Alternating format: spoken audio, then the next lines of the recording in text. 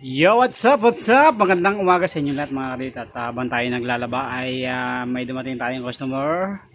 Preventive maintenance. So, ang gagawin natin dito ay magpapalit tayo ng brake pad sa likod. Manipis na ba yung brake pad? Oo nga, manipis na nga. Tras mo lang yan. Tras mo. Tapos, magpapalit din tayo ng mag-check up tayo ng panggilid. Ayan, lilinisan natin yung panggilid niya kasi Ilan to, tol? isa na lang yan. Dahil alam mo ang huling linis nito? December? January. Yan, December pa. So talagang sinasuggest ko sa mga inaalagaan kong motor na twice a year sila magpa-check up, magpa CVT clean para maiwasan yung mas malaking damage. So ito, isa sa mga inaalagaan kong motor yan. Max. Tayo ang nagme-maintenance nito lahat. Okay, so baklasin natin and then check upin natin yung panggilid niya.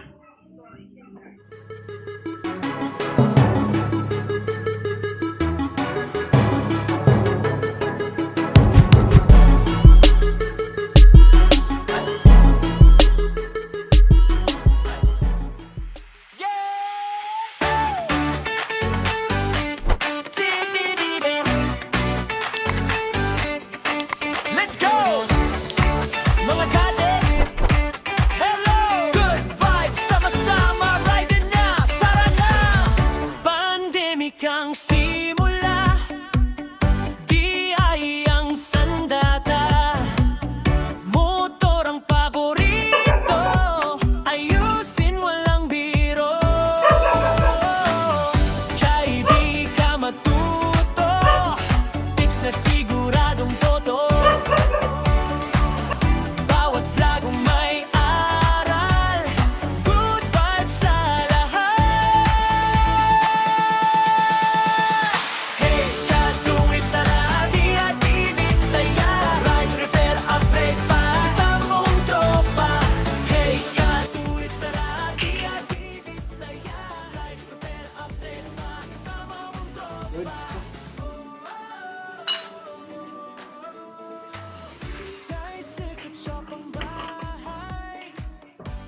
Dumi na, oh. Motor mo'y aalagaan, quality ang labanan. TikTok, Shopee, Facebook, YouTube, sabay-sabay. Bawat bagong content, ka-do-it all. Ito natin yan, di ba? Yan. Ito sa ano?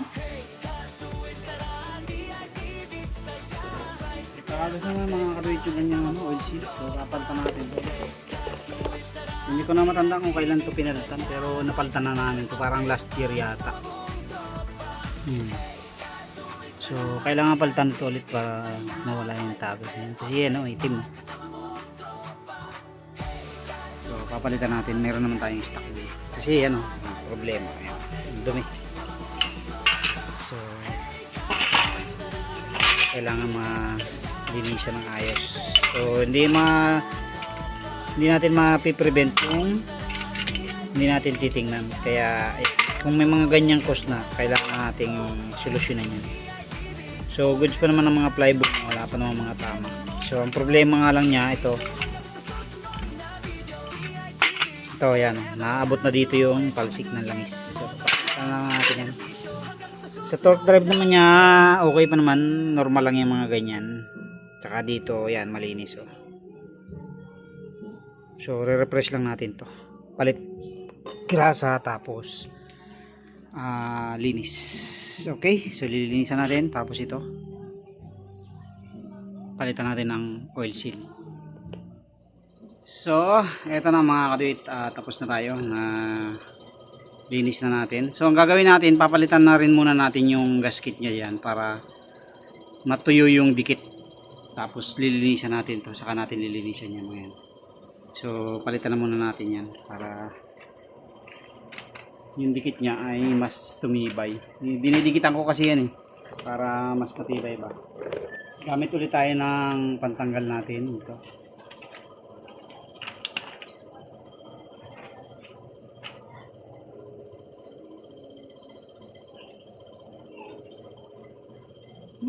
tumagas agad. Ang bilis tumagas. Halos 1 taon lang yata ito eh. Ayan o, may dikit din siya. Oh.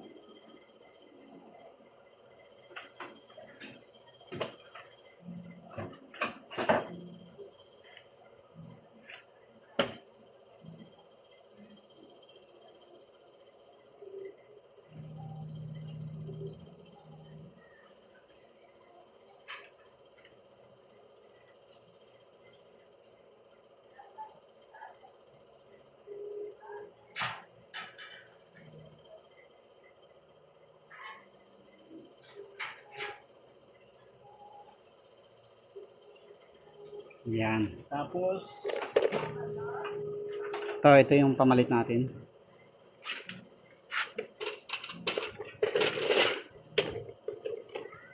Yan. Ito yung part number para sa lahat ng mga, ano, yung Aerox tsaka Inmax pareho lang yan. So, ating, ano yun na, ikabit na natin para matuyo agad siya.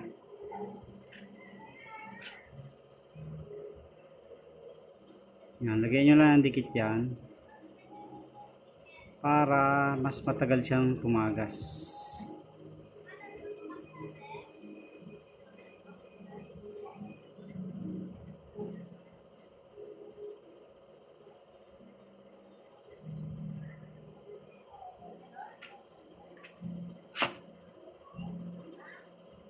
So yung may groove yan, yan. Sa ilalim yan.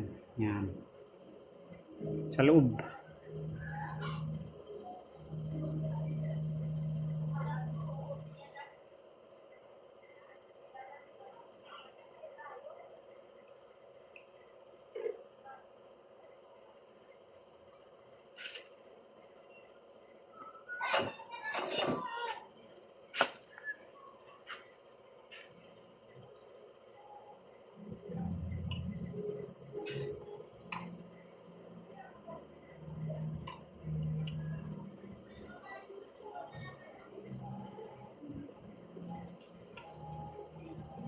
So, importante itong masolusyonan kasi pag hindi nyo ito pinalitan agad, pag ganyang may leak, kahit ganyang may leak pa lang, kunting leak.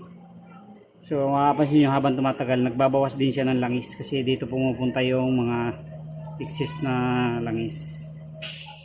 So, minsan pag change oil nyo, kunti na lang ang langis. So, maaaring dito yung pumupunta. Okay, so ganun lang. Ayan, kailangan ipantay nyo lang yung surface dito sa cover para sure ball na nakapasok talaga siya. Ayan. Gamit lang kayo nung flat na ganito. Ayan. Minsan kasi hindi kayang idiin ng kamay. So pag lumapat na yung kabilang side niyan, lapat na yan. So dito naman tayo, lilinisan natin yung mga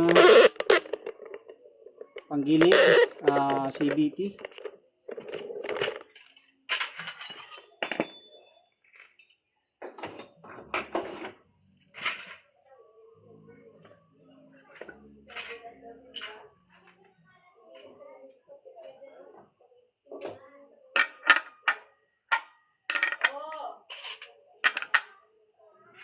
So, bumili nga pala tayo ng bagong impact, kaya lang hindi ko pa na-testing. Hindi ko na ilabas eh. Sunod na lang.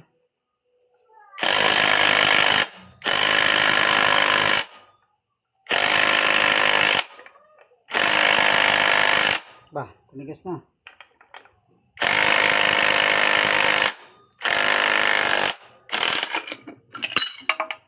Yes.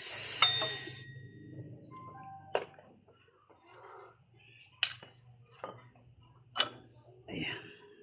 So, re-repress din natin to.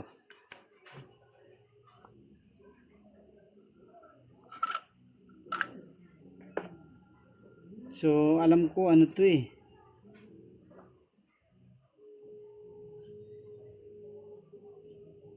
Ito ba yung bigay ng bayaw mo? O tayo nagkabi? Tayo sa akin galing. Bigay no. So, parang JBT yata to, dilaw. Itong ano niya. Tapos yung kanyang torque drive, papansin nyo, may konti na rin siyang mga leak. Ayan. So, yung ganyan. Pagka dito nagkaroon ng dumi, kailangan niyo ng palitan. Sa kaso naman niya, wala pa rito talsik. Tapos tingnan natin dito. Ayan, pag wala pa rin talsik dito, yan. So meaning okay pa yan. So medyo namamasa-masa na siya. At sa mga susunod ay kailangan na yang palitan. Ayan. Pero meron naman tayo niyan mga ganyan. Meron tayong pamalit niyan.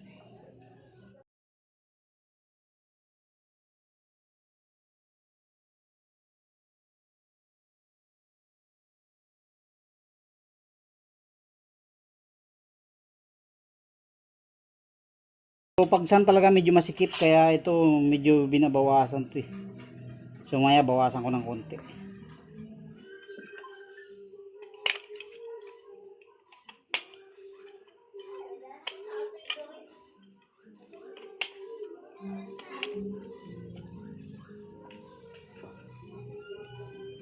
Saan din to mga kalit, ako rin nagkabit nito. Hindi, wala naman dragging. Ah, mayroon na boy. May talsik na. May talsik na. Kailangan natin palitan. So nagkaroon na siya mga kalit ng talsik. Hindi na ano. Ayan oh, pansinin mo.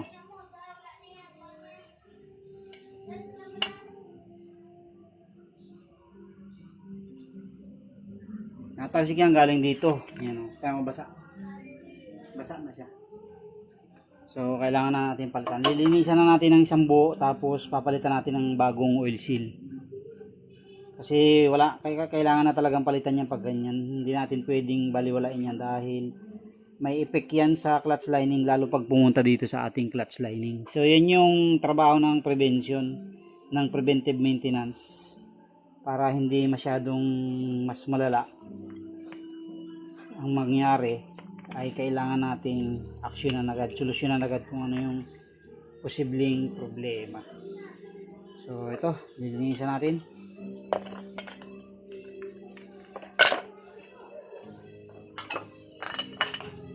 Para ito, lilinisan na rin natin to. Pero hindi ko siya binabasa. Hindi ko siya binabasa mga kalit kasi ang ano nito, may bearing kasi ito eh.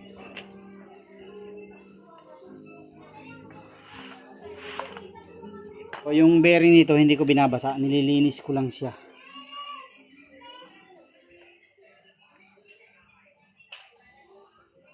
Para hindi masira yung bearing niya sa torque drive. Tapos palit grasa dito, siyempre.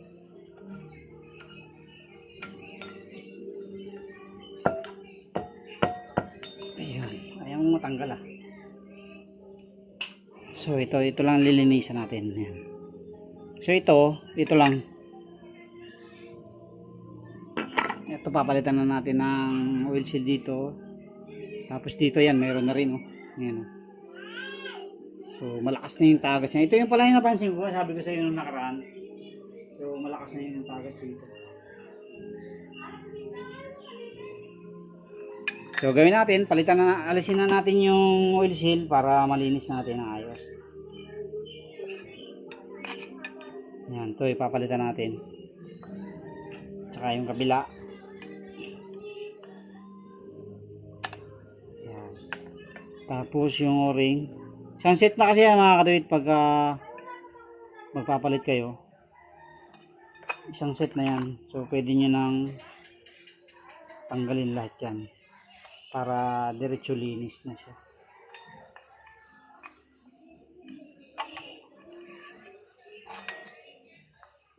Ayan. Linis. So, eto na mga kati, tapos na tayo maglinis. Ayan. Linisan na natin lahat. Itong mga lining natin, malinis na rin. Ayan. Dinegrease natin.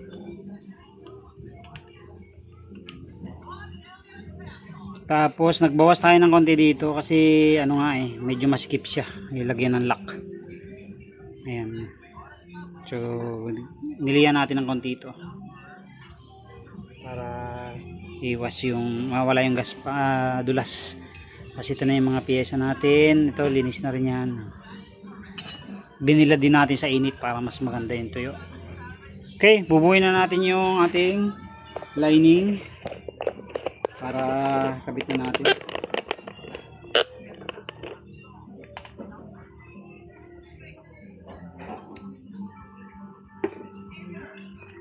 Lalagyan natin ng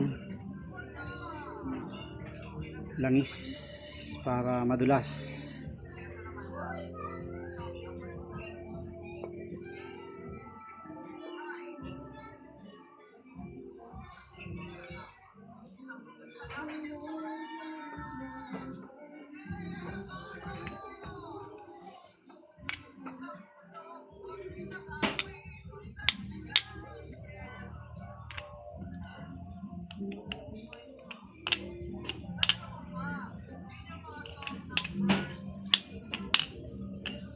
Okay. So refresh na siya. Tapos lagay natin yung damper para hindi siya maingay.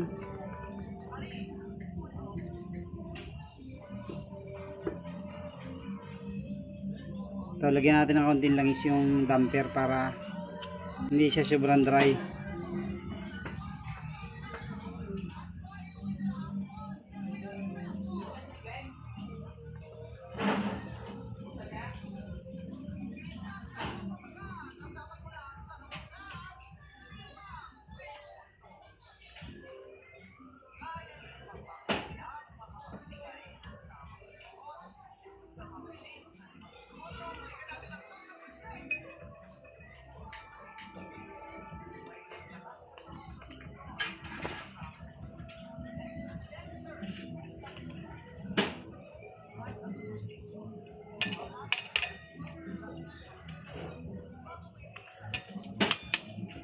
So I think 1,000 lang tong spring niya.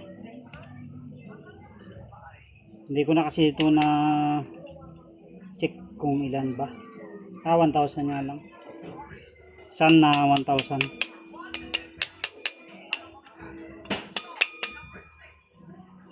Okay, so kaya binawasan ko to ng konti dito.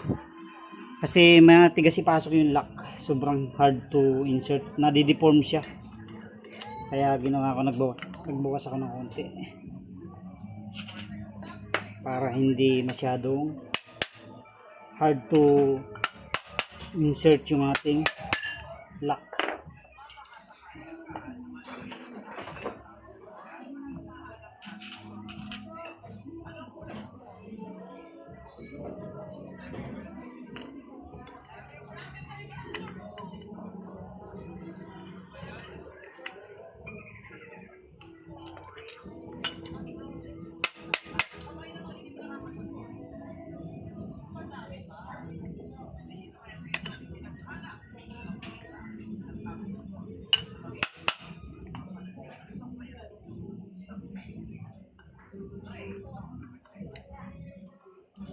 Okay.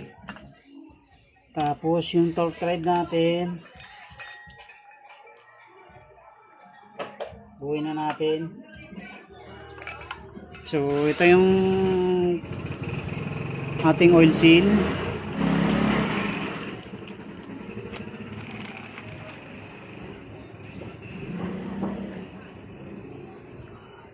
Para hindi siya makakaduit gas.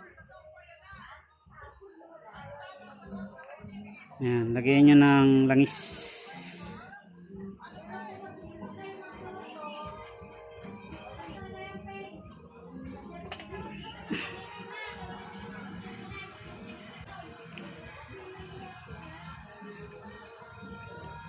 Ayan. Tapos dito rin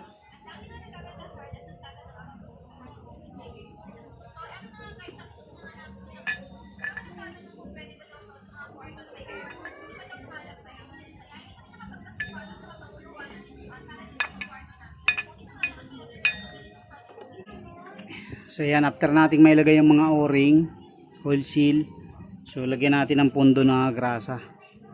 So mayroon kasing parang giwang yan dyan sa loob. Dito yan. Punduhan nyo lang. High temp dapat ha. Hindi pwedeng ordinaryong grasa lang.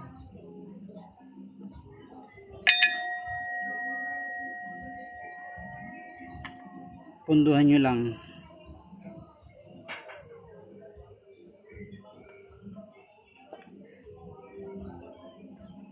Tapos ito ganun din.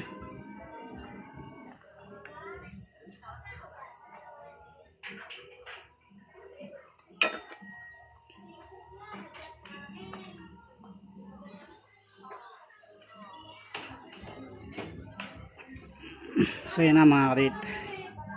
So medyo masikip na siya kumpara sa kanina na maluwag na. So pupuntahan natin ng grasa yan, tapos lalagay natin yung lock.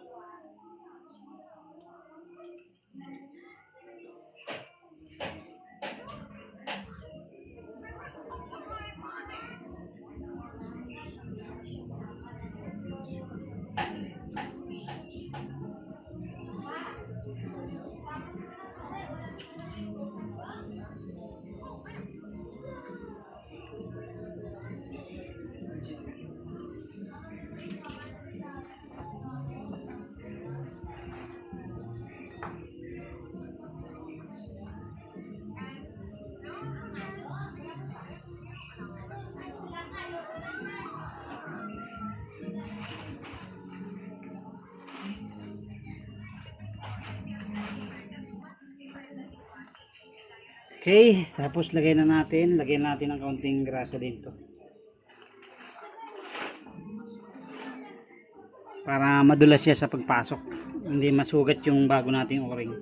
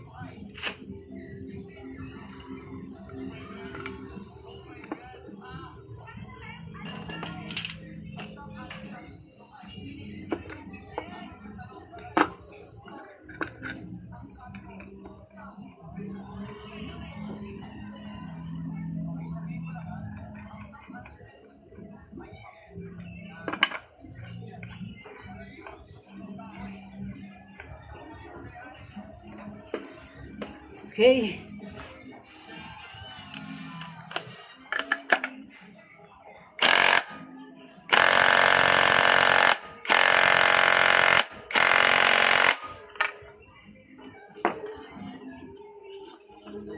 Tapos, doon naman tayo sa ating pulley. So, siyempre, lagyan din natin ng kaunting grasa to.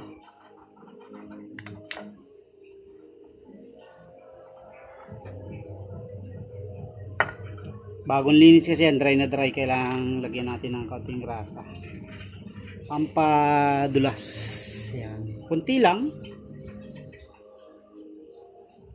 Sa stock kasi talaga may grasa yan. Tapos yung may guhit, ang sa labas, ito wala nang guhit. Hindi na to stock.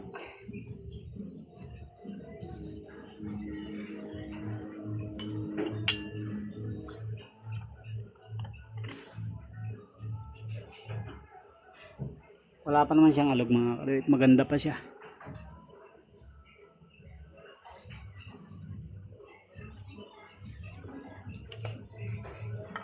So straight lang naman ito, straight 12.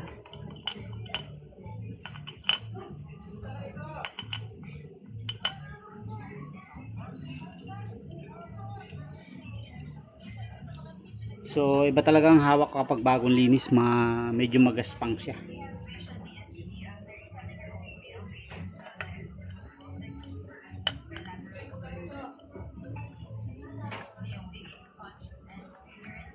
May kaunti na siyang alog. Ngayon na ba to? Hindi pa naman. Sunod na natin paltan. Medyo may kaunti na siyang alog mga kadito. Okay, so salpak na natin para tayo ay matapos na. Huwag niyo kalimutan yung washer dito sa loob. Tapos lagyan nyo rin yan ng konting grasa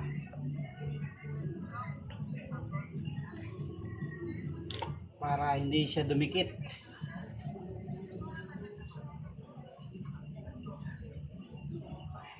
High temp na grasa ilagay nyo.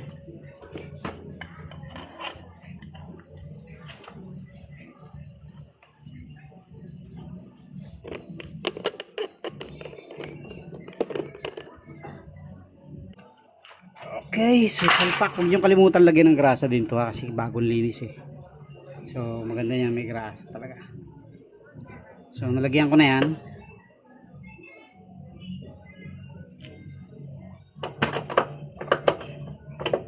So bagong linis na yan lahat. So hindi ako naglagay ng washer dito kasi masyado siyang hindi siya dumudulo kapag may washer, kaya tinanggal na natin yung washer.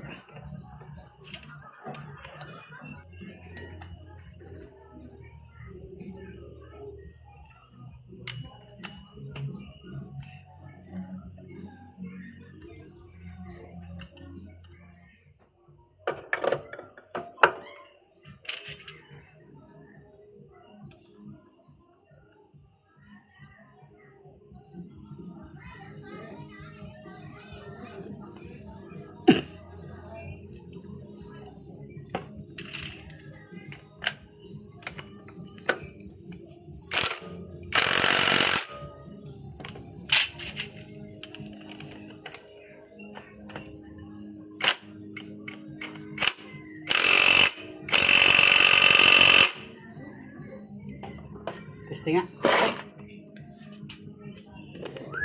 Okay na mga kaduit. So